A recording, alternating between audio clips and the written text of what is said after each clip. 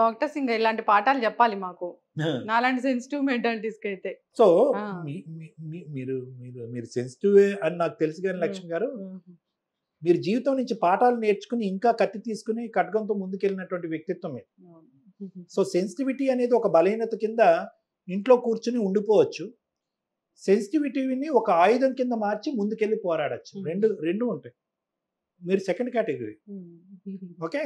So దీనికి ఒక చక్కటి సూత్రం చెప్పండి డాక్టర్ గారు. నాలా సెన్సిటివ్‌గా ఉండేటటువంటి ఆడపిల్లలు హ్మ్. ఉండేటటువంటి కార్పొరేట్ సెక్టర్‌లో పడేటటువంటి వేదనలు, బాధలు, క్రూరమైనటువంటి ఆడవాళ్ళు అవనండి, మగవాళ్ళు వావ్! నేను ఎవరిని చెప్పను.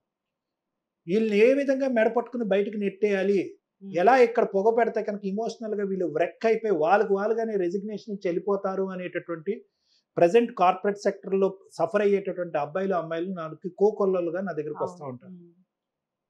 వీళ్ళందరికీ నేను చెప్తా ఉంటాను. "నువ్వు బయటకొచ్చేసి వాళ్ళ జాబ్ ఈజీ చేసావురా బాబు" అని అంటాను నేను. హ్మ్. ఎప్పుడూ కూడా avoidance is never a solution. హ్మ్. నాకు మీరు నచ్చలేదు అంటే కనుక మీ ఎదురుగుంట నేను పారిపోయాను అంటే కనుక మీరు గెలిచినట్టు.